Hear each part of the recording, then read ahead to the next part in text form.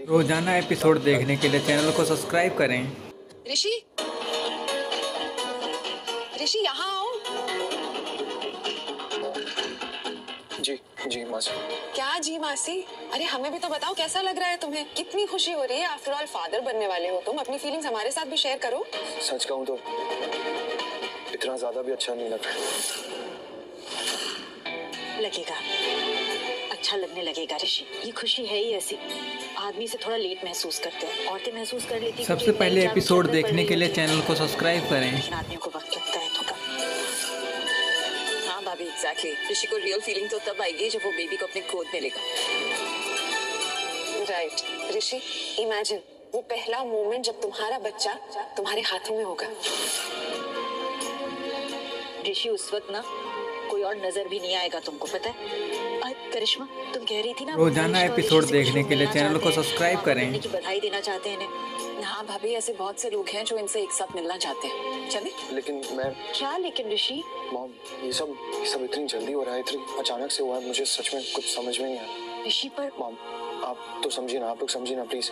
मुझे सच में, मैं खुद शॉक्ड हूँ अभी। मैं लॉस्ट हूँ, मुझे समझने का आप लोगों ने बिल्कुल भी टाइम नहीं दिया। प्लीज थोड़ा सा वक्त तो दीजिए ना मुझे, प्लीज। क्या कह रहे हो तुम ऋषि? बिल्कुल सही कह रहे हैं मॉम ऋषि। अब हमें ऋषि के इमोशंस भी समझने चाहिए ना। आई एम श्योर ऋषि के मन में बहुत कुछ चल रहा होगा, तो आई थिंक हमें उसे थोड़ा टाइम दे देना चाहिए प्लीज। और ऋषि, तुम एक बार मेरे साथ आओ ना प्लीज, मुझे तुमसे कुछ बात करनी है। मॉम, मैं ऋषि को ले जा सकती हूँ, मुझे उससे जरूरी बात करनी है। हाँ हाँ बिल्कुल, ले जाओ। बट ऋषि प्लीज चलो ना मेरे साथ आओ। कमाल है ना, जब से प्रेग्नेंट हुई है मलिष्का कितनी बदल गई है। ऐसा लग रहा है जैसे जैसे कोई नई मलिष्का है ये। वैसे भी कहते हैं ना, जब एक औरत माँ बनती है तो वो एक दूसरे जन्म जैसा होता है। अभी वो एक सेकेंड, किरण की फ्रेंड आई है, मुझसे मिलना चाहती है। मैं हाय दी, बहुत अच्छा लग रहा है आपको ऐसे मुस्कुराते हुए देखकर, खुश देखकर। ऐसा लग रहा है कि अब जो भी होगा अच्छे के लिए ही होगा। मनीषका, हुआ क्या है? बात क्या करनी, बताओ तो सही मुझे मुझे। तुमसे बात करनी है। किस बारे में बात करनी है? तुम्हारे और लक्ष्मी के बारे में। मतलब तुम बैठो। बताओ तो सही मुझे। देखो ऋषि, मैं लक्ष्मी की हालत समझ सकती हूँ। उस पे क्या बीत रहा है मैं सब समझती हूँ। उस पे क्या गुजर रही है, तुम पे क्या गुजर रही है, तुम क्या सोच रहे हो, क्या फील करो, मैं सब समझती हूँ। पर कोई ये नहीं समझ सकता जो मैं फील कर रही हूँ। मेरे अंदर क्या चल रहा है वो किसी को नहीं पता। मनीषका, मैं समझ। प्लीज एक बार बोल लेने दो प्लीज। मुझे ना अभी बहुत अलग फीलिंग हो रही है, अलग सी खुशी, एक सुकून। ऐसा लग रहा है मैं पूरी हो गई हूँ ऋषि। वो अधूरापन सब चला गया। और मुझे सच में नहीं पता था कि प्रेगनेंसी इंसान को इस हद तक बदल देगा। अब मेरे मन में कोई भी गलत ख्याल, कोई भी नेगेटिविटी अब कुछ भी नहीं है। तो कुछ भी है ना तो सिर्फ प्यार और अपनापन, सबके लिए। किसी से भी कोई भी शिकायत नहीं है मुझे। और ना अब मुझे लक्ष्मी से भी कोई शिकायत नहीं। इसलिए मैं लक्ष्मी के पास गई थी उससे बात करने, उससे माफी मांगने के लिए। अपनी प्रेगनेंसी के लिए मैं उससे माफी मांग रही थी। और तुम्हें पता है, तो मेरी फीलिंग्स उस तक पहुंच भी गई। उसने माफ कर दिया ऋषि मुझे। आई नो मनीषका, मैं समझ रहा हूँ तुम क्या कह रही हो। हाँ, अब मैं तुमसे भी माफी मांगना चाहती हूँ। मुझे माफ कर दो, मुझसे बहुत बड़ी गलती हो गई ऋषि। जो भी है, मुझे अच्छा लगे या ना लगे, मैंने जो सुना मुझे आयुष को बताना ही पड़ेगा। आखिर उसकी जिंदगी का सवाल है। उसकी बीवी किसी और आदमी के साथ बात कर रही थी, पर वो कोई ऐसी वैसी बात भी नहीं कर रही थी। वो जो बोल रही थी उससे साफ साफ पता चल रहा था कि उन दोनों के बीच में कैसा रिश्ता है। और अब वो आदमी अनुष्का को ब्लैकमेल कर रहा है, धमकी दे रहा है कि वो पूरे परिवार के सामने अनुष्का का सच सबको बता देगा। पक्का कुछ तो बात है, मुझे आयुष को बताना ही पड़ेगा। गड़बड़ हो गई। इस लड़की ने तो सब सुन लिया, जरूरत से ज्यादा सुन लिया। क्यों सुना इसने? क्यों सुना? खुद की जान की दुश्मन बन बैठी, जान से जाएगी बेचारी। हेलो दोस्तों, फुल स्क्रीन टीवी सीरियल देखने के लिए हमारे Telegram channel speed TV serial को सब्सक्राइब करें। वीडियो के डिस्क्रिप्शन में चैनल का लिंक दिया हुआ है। आपको डेली टीवी से पहले सीरियल देखने को मिलेगा। या तो एक्सीडेंट में मारी जाएगी या तो इसको आत्महत्या करनी पड़ेगी। मरना तो इसको पड़ेगा। क्या है यार, मैं अभी कुछ भी बोलता हूँ। इतनी भोली भाली सी सीधी सादी सी लड़की क्या बिगाड़ लेगी मेरा। छोड़ देते हैं इसको, बख्श देते हैं। मुझे तो बस पैसे से मतलब है, पैसा तो मैं लेकर रहूंगा किसी भी कीमत पर। मनीषका, मनीषका, मनीषका। मलिष्का क्या कर रही हो तुम? मलिष्का प्लीज रोना। ओके संभालो खुद को पहले। मुझे ना बहुत बुरा लग रहा है। जब मुझे फील होता है ना कि मैं माँ बनने वाली हूँ, प्रेग्नेंट हूँ, तो मुझे लक्ष्मी के लिए और बुरा लगता है। ऋषि हम दोनों मॉम डैड बनने वाले हैं ना, तो सोचो लक्ष्मी में क्या बीत रही होगी। मुझे सब समझ में आता है, इसलिए मुझे बहुत बुरा लग रहा है। सच में उस रात ना मैंने तुम्हें रोकने की बहुत कोशिश की थी ऋषि। मैं तुम्हें कहती गई कि ऋषि ऐसा मत करो, रुक जाओ प्लीज, पर तुम नहीं माने। तुम मुझसे बार बार एक बात बोलते गए कि तुम मुझसे प्यार करते हो और मुझसे बहुत प्यार करते हो, मेरे बिना नहीं रह सकते, बस यही बोलते गए। तो मैं भी मान गई थी। मैं क्या करती ऋषि, मैं प्यार करती हूँ तुमसे, तुम जानते हो ना, इसलिए मैं भी नहीं रोक पाई खुद को। मैंने तुम्हें नहीं रोका, पर मुझे बहुत बुरा लग रहा है। मैं क्या करूँ, मुझे नहीं समझ में आता, मुझे कुछ नहीं समझ आ रहा। मलिष्का इसमें तुम्हारी कोई गलती नहीं है। हालात ही खराब हो गए थे और मुझे ड्रिंक नहीं करना चाहिए। मलिष्का प्लीज रोना बंद करो प्लीज। मलिष्का प्लीज संभालो प्लीज। बहुत अकेलापन फील हो रहा है। मलिष्का मैंने कोई बहुत बड़ा गुनाह कर दिया। मुझे इतना अकेलापन कभी फील नहीं हुआ। मलिष्का प्लीज बहुत बुरा लग रहा है। शांत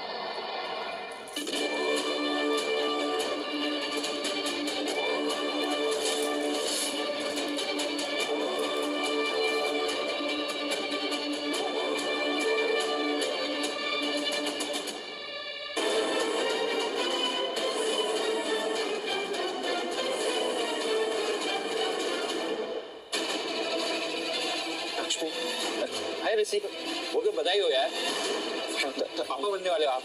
मुबारक हो यार, मुबारक हो। आप लोग नीलम मामी से मिले क्या? आइए मिलवाता हूँ मैं। आप लोग मिलिए ना। अच्छा। लक्ष्मी कहाँ?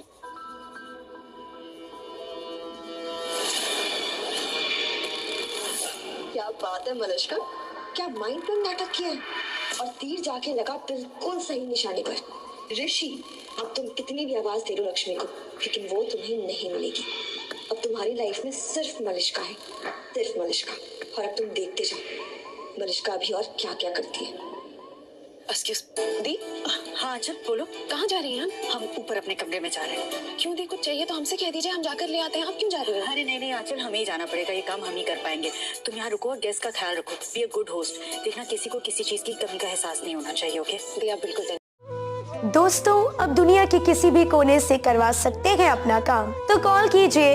आपको कहीं भी आने और जाने की जरूरत नहीं है।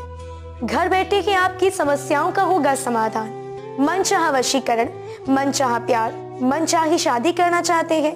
प्यार में धोखा खाए प्रेमी और प्रेमिका एक बार हमसे संपर्क जरूर करें, क्योंकि हमारा वादा है हम आपको निराश नहीं होने देंगे। हर समस्या का है समाधान। सभी जगह से निराश व हताश लोग एक बार जरूर संपर्क करें।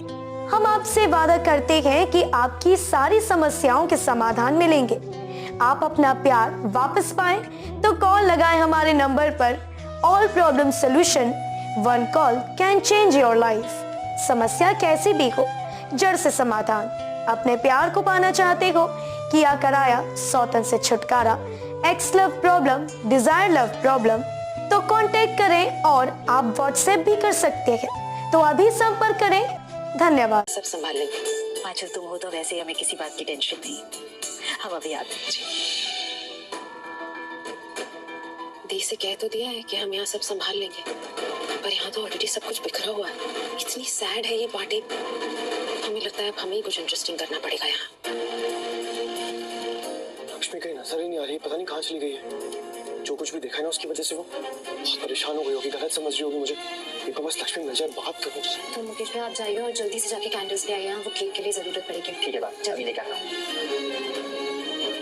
लक्ष्मी हाँ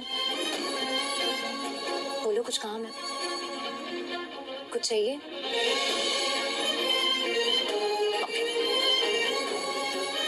लक्ष्मी लक्ष्मी लक्ष्मी क्या, एक सेकंड, नहीं क्यों कर रही हो ऐसे? प्लीज ऐसे बिहेव मत करो ना। तुम इतनी पत्थर दिल क्यों हो गई हो? जिस तरह से तुम्हें बिहेव करना चाहिए मेरे साथ बिल्कुल वैसे बिहेव करो, नॉर्मल रहो ना थोड़ा प्लीज। शशि तुम्हें अच्छा लगता है क्या मुझे परेशान करना? लक्ष्मी मतलब मैं बस इसलिए पूछ रही हूँ क्योंकि तुम बता दो अगर तुम्हें अच्छा लगता है, क्योंकि मैं भी खुद को परेशान कर सकती हूँ, मैं बहुत परेशान कर लूंगी। क्या बोल रही हो तुम? कि मैं बस ये जानने की कोशिश कर रही हूँ कि मैंने तुम्हारे साथ ऐसा क्या बुरा किया है जिसका तुम मुझसे बदला लिए जा रही हो। मैं तुमसे बदला नहीं ले रहा हूँ लक्ष्मी, बस मुझे फिक्र है, तुम्हारी चिंता हो रही है बस। प्लीज बस रहने दो ये सब बातें करना, ये मीठी मीठी बातें बनाना, अच्छे होने का नाटक करना, ये कहना कि तुम्हें मेरी चिंता है, मैं मायने रखती हूँ तुम्हारे लिए, ये सब ना प्लीज रहने दो। तुम्हारी इन्हीं सब बातों की वजह से मुझे लगने लग गया था कि तुम सच में मुझे पसंद करते हो, कि तुम सच में मुझसे प्यार से। चुप रहने दो, अब इन सब बातों का कोई फायदा नहीं है, तो ये बातें नहीं करते। लेकिन एक बात पक्की है, अब मैं तुम्हारी ये मीठी मीठी बातों पर ना विश्वास नहीं करने वाली। वैसे करती मैं पहले भी नहीं थी, लेकिन दिल है ना, दिल मजबूर कर देता है और दिमाग सोचना बंद कर देता है। मुझे सच में अपने दिमाग की सुननी चाहिए थी, तो फिर शायद ये सब कुछ होता ही नहीं। अगर मैं पहले जैसे सिर्फ अपने दिमाग की बात सुनती ना तो ये सब कुछ नहीं होता।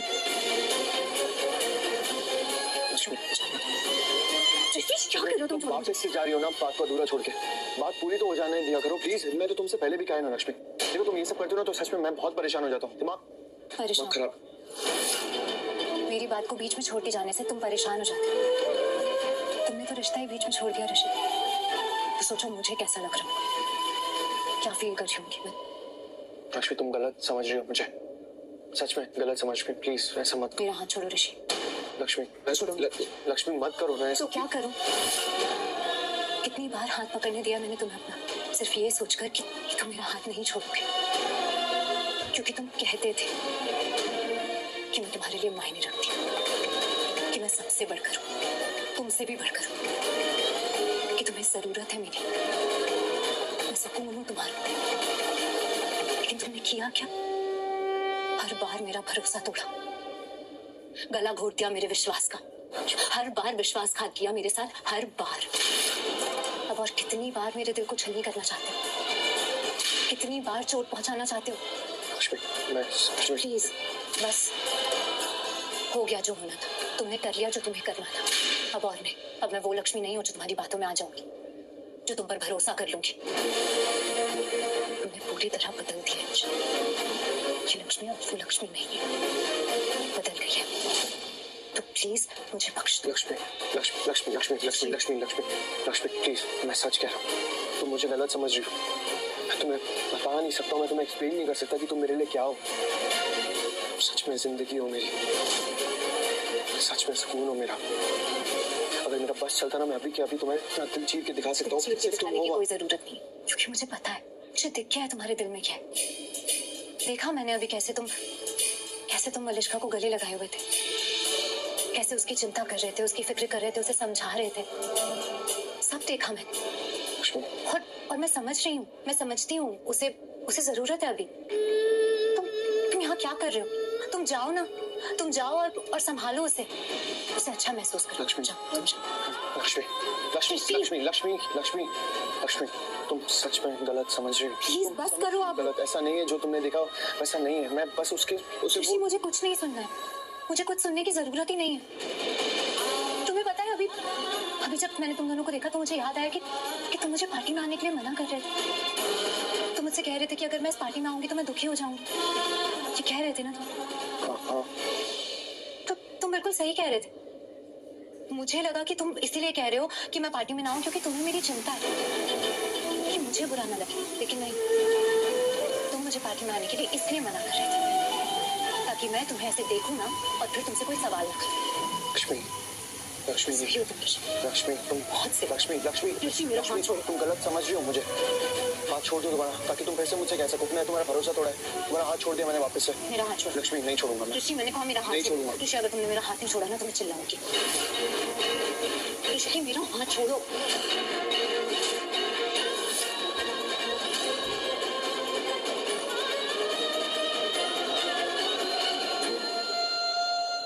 गॉड क्या हो रहा है ये सब? Please help me please.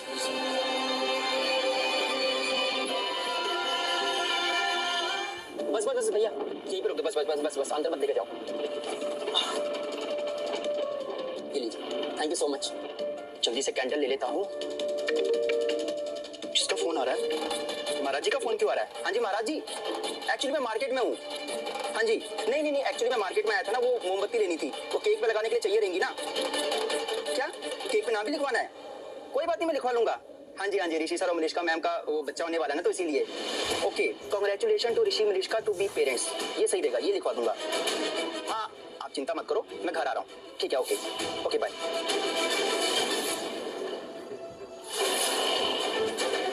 बच्चा ऋषि का बच्चा,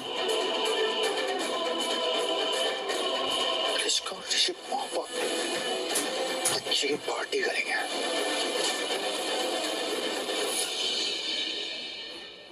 लक्ष्मी को जितना खुश देखना चाहता हूँ उतना ही परेशान देखता हूँ उसे। And the worst thing is कि उसकी परेशानी की वजह भी मैं ही हूँ। मैं तो ये भी नहीं कह सकता कि लक्ष्मी परेशान है, तो मुझे उसके साथ खड़े रहना चाहिए, उसकी हेल्प करनी चाहिए, उसका साथ देना चाहिए, उसकी केयर करनी चाहिए। नहीं कह सकता। उसके हर एक आंसू की वजह मैं ही हूँ, उसकी वजह से हर बार दुखी होती है वो। सच में कुछ समझ में नहीं आ रहा है मैं क्या करूँ, कैसे रोकूँ ये सब। भाई आप जो कर सकते थे आपने किया, जितना आपके बस में था आपने सब करके देख लिया, पर क्या हुआ? कुछ भी नहीं। तो सिचुएशन ही ऐसी है, आप अपनी जगह ठीक हो, भाभी अपनी जगह ठीक है, आप बस एक ही काम हो सकता है। ऋषि भाई पता क्या, अब ना आप इस बारे में सोचना ही बंद कर दो, कुछ सोचो ही मत। नानी कभी कभी कहती है ना कि जब हमारे हाथ में कुछ नहीं होता ना तो हमें सब कुछ वक्त के हाथ में छोड़ देना चाहिए। Try that. नहीं छोड़ सकता कुछ भी वक्त के हाथों में आयुष। मुझसे नहीं देखा जाता लक्ष्मी का वो परेशान वाला चेहरा। वो बहुत ज्यादा परेशान है, बहुत ज्यादा दुखी है, हमेशा बस टॉर्चर ही होती रहती है। अगर आप इतना सोचते हो उनके बारे में, इतनी परवाह है उनके बारे में, तो आप उन्हें ऐसी चीजें दिखाते ही क्यों ऋषि भाई जिनसे वो टॉर्चर हो? इतनी परवाह है उनकी तो क्यों बात कर रहे थे मनीषका से यार, इतने प्यार से? वो गले लग रहे थे, गले क्यों लग रहा है ऋषि भाई? आयुष मनीषका प्रेग्नेंट है, बहुत परेशान भी थी, रो रही थी, इमोशनल हो रही थी, गिल्ट फील कर रही थी, जबकि उस बेचारी की तो कोई गलती भी नहीं है। उसकी प्रेगनेंसी में मैंने ही गलत किया उसके साथ। उसकी क्या गलती है? मुझे सच में नहीं समझ में आ रहा है कि मैं क्या कर रहा हूँ, क्यों कर रहा हूँ।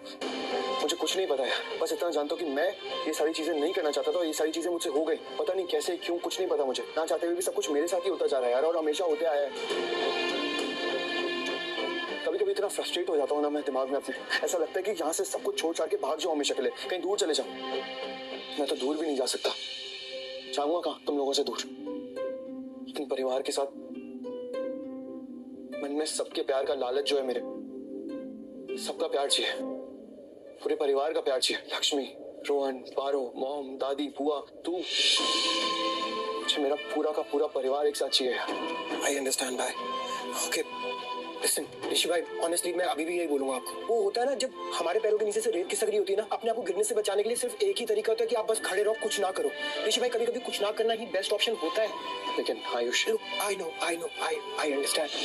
मुझे पता है ऐसे बोलना आसान होता है, करना बहुत मुश्किल होता है, और आपके दिमाग में तो ऐसा लग रहा होगा कितनी कॉम्प्लिकेशन है लाइफ में, और है भी। मैं मानता हूँ सारी बातें ऋषि भाई, और आपको ऐसा लग रहा होगा कि अगर मैं इस टाइम पे कुछ नहीं करूंगा तो चीजें और बिगड़ जाएंगी, सब कुछ खराब हो जाएगा, सब कुछ आपके हाथ से निकल जाएगा। बट ऋषि भाई ट्रस्ट मी, ऐसा कुछ नहीं होगा। ऋषि भाई आपकी ना लाइफ में इस टाइम में तूफान आया है, अभी जो तूफान है उससे लड़ने की कोशिश करोगे, सब कुछ आपके अगेंस्ट होगा, और लोग हो भी रहे। ऋषि भाई इसलिए बोल रहा हूँ, प्लीज ट्रस्ट मी, प्लीज मेरी बात मानो। इस वक्त जो हो रहा है होने दो, आप अपनी साइड से कुछ मत करो, कुछ भी मत करो, बस वेट करो राइट टाइम का। ऋषि भाई प्लीज। लक्ष्मी, मुझे लक्ष्मी की चिंता है, पता नहीं वो कैसे संभालेगी खुद को। गॉड प्लीज लक्ष्मी के साथ रहना, उसे संभालना और उसे सुकून देना, उसके दिल को सुकून देना।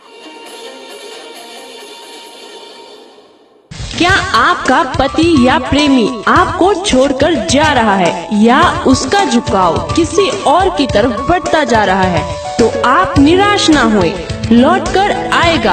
आपका प्यार आपके पास मिलेगी आपको आपके जीवन की हर खुशी सिर्फ एक फोन कॉल पर। SK शास्त्री, मोबाइल नंबर 9815387469। ओपन चैलेंज, हर कठिन से कठिन समस्या का घर बैठे 101% गारंटेड समाधान। चारों तरफ से निराश व्यक्ति जरूर संपर्क करें।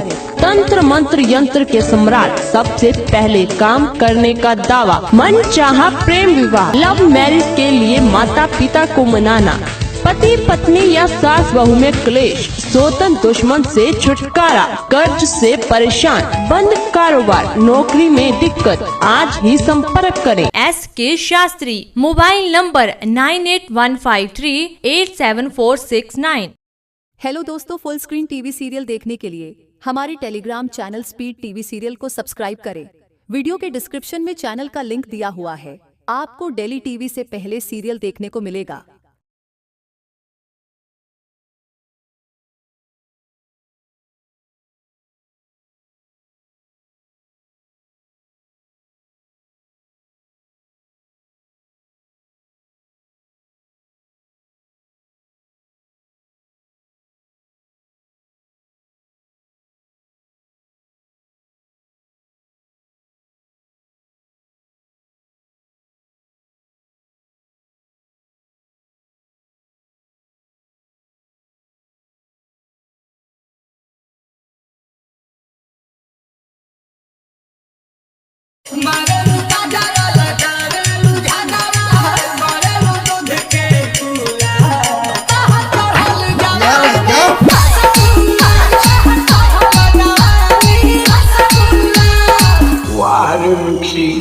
अब सुनो अपना धमाका।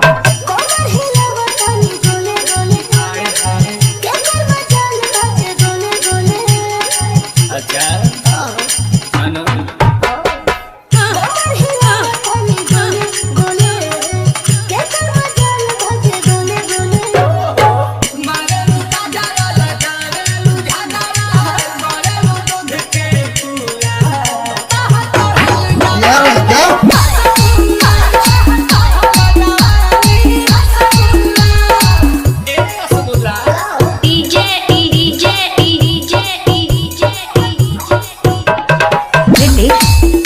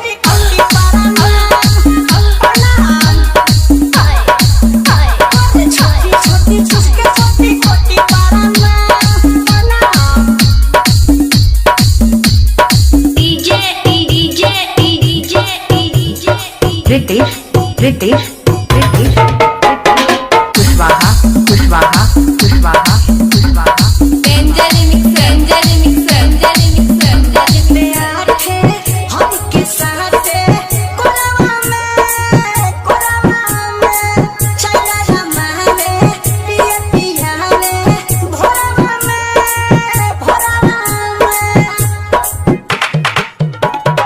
हे हो छोटे लसी जब लसी पिया हमरा दिलवा के देवारे नुमारे होते ही शाम करे गरम गोदाम पियवा से बेसी देर प्यार के अंजाम करे छोटी छोटी चीज के कोटी कोटी पाराना हाय हाय करे छोटी छोटी चीज के कोटी कोटी पाराना DJ DJ DJ DJ Ritesh Ritesh Ritesh Ritesh Kushwaha Kushwaha Kushwaha Kushwaha Anjali mix Anjali mix Anjali mix Anjali mix पानी हम हो जानी सोचेला करे मन मानी गया पफानी डोटेला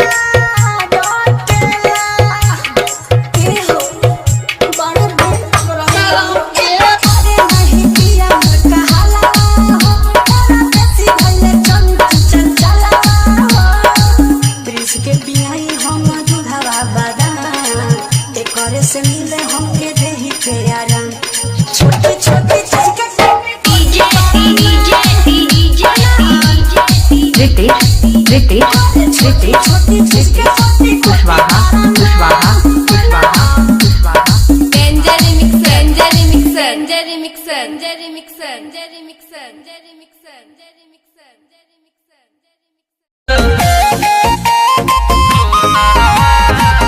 सैया भीरी सूतल रहनी कइले रह कोनवा कोनवा में बोली दिहला का हलवा सोनावा सुनले बाड़े जब से खिसियाइल बाड़े हो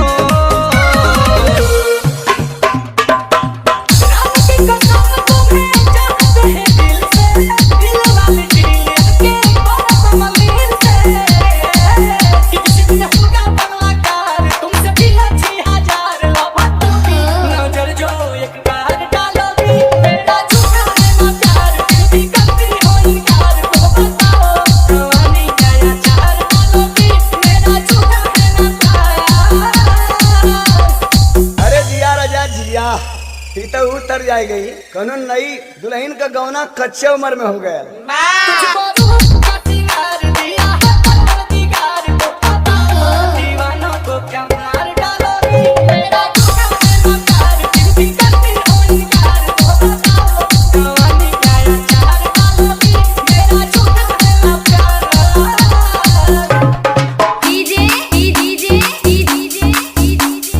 Ritesh Kushwaha Ritesh Kushwaha Ritesh Kushwaha Kushwaha Anjali mix Anjali mix Anjali mix मांगता हूँ तुम जब जब नाना नाना करती हो आज भलो चमक छल्ला तो करती हो मांगता हूँ तुम जब जब नाना नाना करती हो आज भलो चमक छल्ला तो करती हो अभी लगते हैं बेकार उम्र भर की सरकार बुलाता है अखबार में इश्तेहार डालोगी मेरा झूठा है मकार फिर भी करती हो इनकार तो बताओ जवानी नया चार डालोगी मेरा झूठा है मकार DJ DJ DJ Ritesh Kushwaha Ritesh Kushwaha Ritesh Kushwaha रात की कसम तुम्हें जानते हैं दिल से दिल वाली डील आके बोले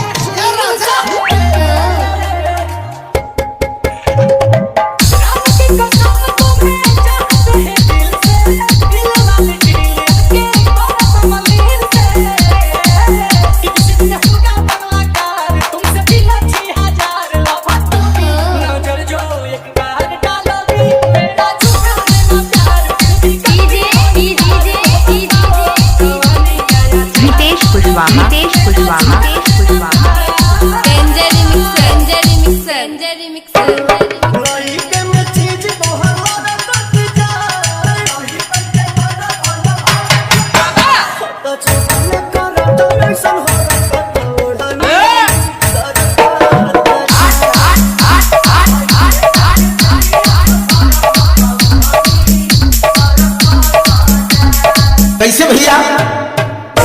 जरा गौर करेंगे।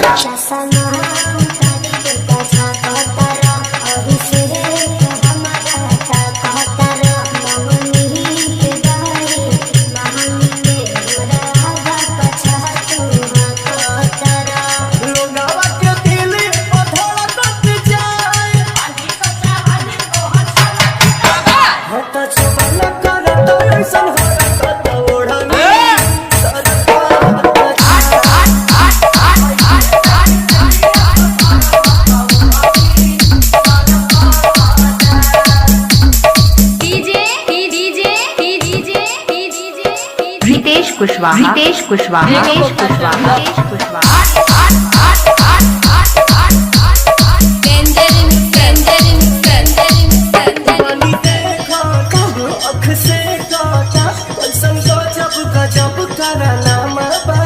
चालू से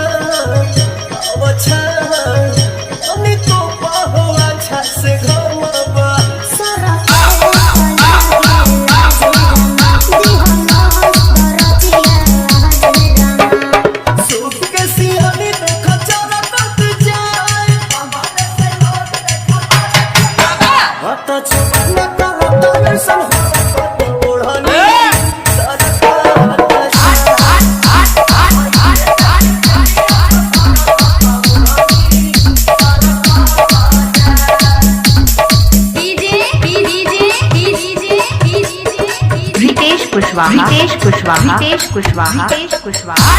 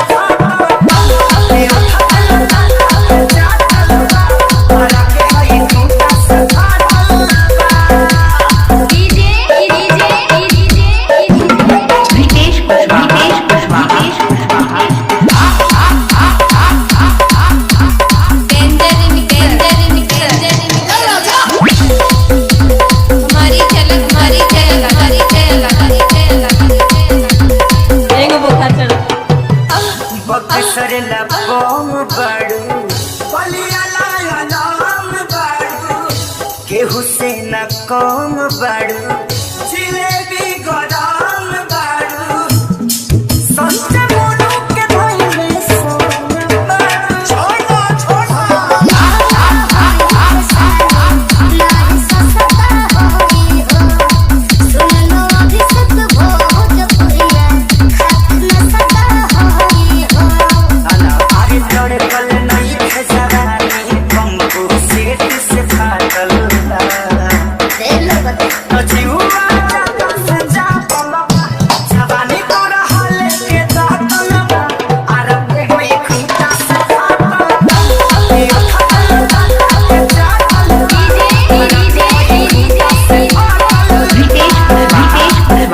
कुशवाहा दुबई में बस गईले जब से ये राजा आवेला नहीं माजा दुबई में बस गईले जब से ये राजा आवेला नहीं माजा आवेला नहीं माजा जिंदगी भइल हमर साजा आवेला नहीं माजा जिंदगी भइल हमर साजा आवेला नहीं माजा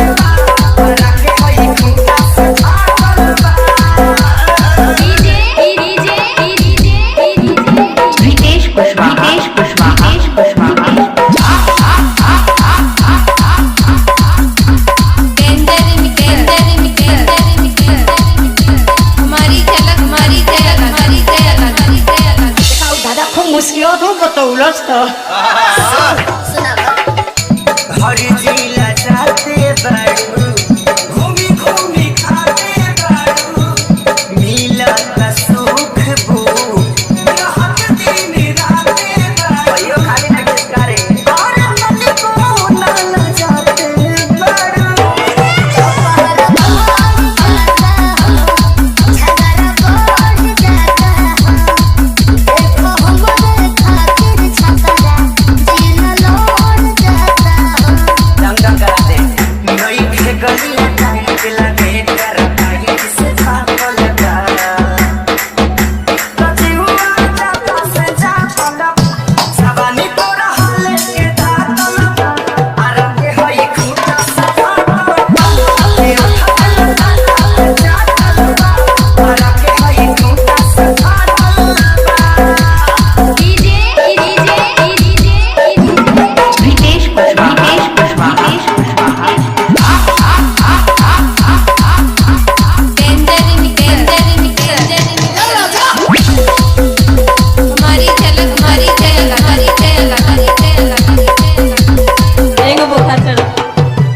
बक्सरला बम बड़ू बलियाला अलाम बड़ू केहू से न कम बड़ू जिलेबी गरम बड़ू सस्ते मोनू के धइले सोम बड़ू छोड़ा छोड़ा